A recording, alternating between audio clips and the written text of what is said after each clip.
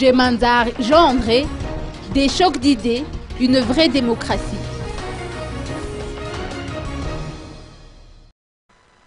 Jean-André Djemanzar, ministre de l'enseignement technique et de la formation professionnelle, a également réagi face à l'allocution du numéro 1 de la transition et a émis son avis par rapport à l'ambiance qui régnait durant la cérémonie d'hier.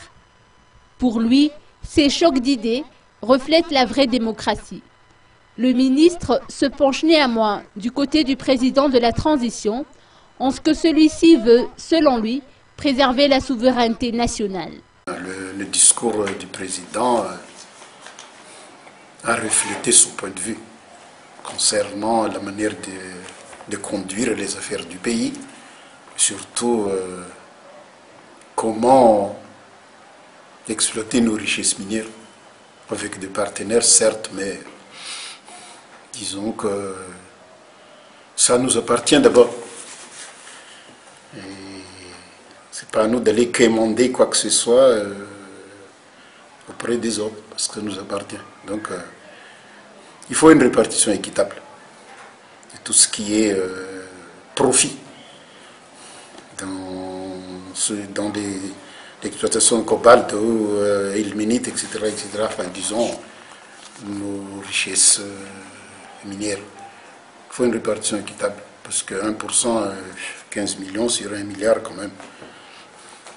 Pas de cette manière-là que on va développer le pays, alors que le président était si ferme là-dessus, comme quoi avec nos richesses, nous, il y a moyen de développer ce pays.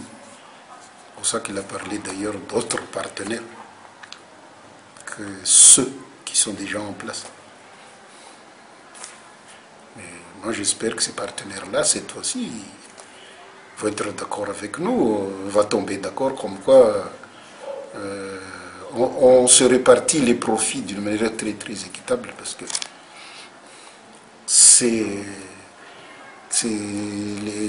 les profits doivent aller d'abord vers les Malgaches, qui sont les vrais propriétaires de ces richesses-là. On a toujours dit que c'est un pays béni de Dieu, oui. Mais il faut que les dirigeants soient conscients que c'est aux Malgaches d'abord de bénéficier des richesses naturelles de ce pays. Donc moi je suis entièrement d'accord avec le président quand il parle de la souveraineté nationale. Nos parents, nos grands-parents, nos arrière-grands-parents ont lutté pour ça. Depuis le Ménalamba, en passant par le VVS, les événements de 1847. Donc c'est pas à nous de laisser tomber ça après 51 ans d'indépendance. Ce que la souveraineté nationale, ça ne se négocie pas.